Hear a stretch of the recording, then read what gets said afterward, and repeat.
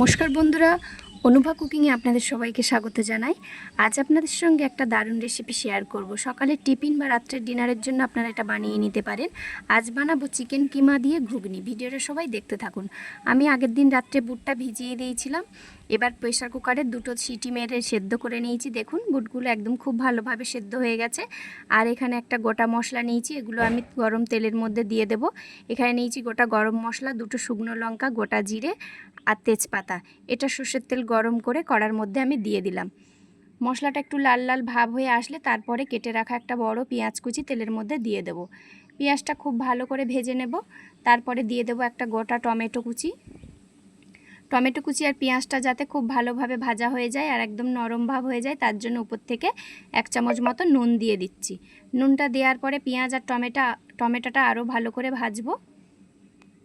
একটু ভাজা ভাজা করে নেওয়ার পরে এবার এর মধ্যে দিয়ে দিচ্ছি আদা রসুন বাটা পেস্টটা। আদা রসুনটা আমি আগের থেকেই বেটে রেখেছিলাম মশলাটা। এবার এই মশলাটা পেঁয়াজের সঙ্গে খুব ভালো করে কষে নেওয়ার পরে দিচ্ছি চিকেনের কিমাগুলো আমি দিয়ে দিলাম। দিয়ে চিকেন কিমাটা একটু নাড়াচাড়া করার পরে একে একে গুঁড়ো মশলাগুলো সব দেব। দিচ্ছি লঙ্কার গুঁড়ো, হলুদ গুঁড়ো, আর দিচ্ছি ধনে গুঁড়ো, আর দিয়ে দেবো 1 চামচ মতো জিরে গুঁড়ো, আর দিচ্ছি পরিমাণ মতো একটু চিনি। দিয়ে সমস্ত মশলা খুব ভালো করে কষিয়ে নিতে হবে। চিকেনের পিসগুলো যেহেতু দিয়েছি তাই মশলাটা আমাকে খুব ভালোভাবে কষাতে হবে। যত ভালোভাবে কষাবেন তত এই চিকেন কিমার ঘুগনিটা খেতে খুব সুন্দর লাগবে। দেখুন মশলা কষিয়ে তেল ছেড়ে গেছে খুব ভালোভাবে, তার মানে মশলাটা কষানো হয়ে গেছে। এবার আমি সেদ্ধ করে রাখা মটরগুলো এর মধ্যে দিয়ে দিচ্ছি। সেদ্ধ করে রাখা মটরগুলো এর মধ্যে দিয়ে আবারও 5 থেকে 10 মিনিট খুব ভালো করে কষিয়ে নেব আমি। খুব ভালো করে কষানো হয়ে গেলেই আপনারা বুঝতে পারবেন মশলার চারপাশ থেকে জল ছেড়ে যাবে। এবার উপর থেকে আমি একটা সেদ্ধ করে রাখা আলু ভেঙে দিলাম হাত দিয়ে। এবার এটাই অল্প পরিমাণে জল দিয়ে দেব। জলটা দেওয়ার পরে 10 মিনিট মতো এটা রান্না করে নিতে হবে।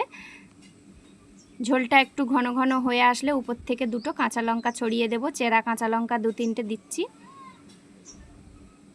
ঝোলটা একটু গাঢ় গাঢ় হয়ে আসলেই উপর থেকে গুঁড়ো গরম মশলা ছড়িয়ে দিলাম। শাহি গরম মশলার গুঁড়ো মশলা দেওয়ার পরেই ঘুগনিটা একদম রেডি হয়ে গেছে। দেখুন একদম মটর দিয়ে চিকেন কিমার ঘুগনি রেডি।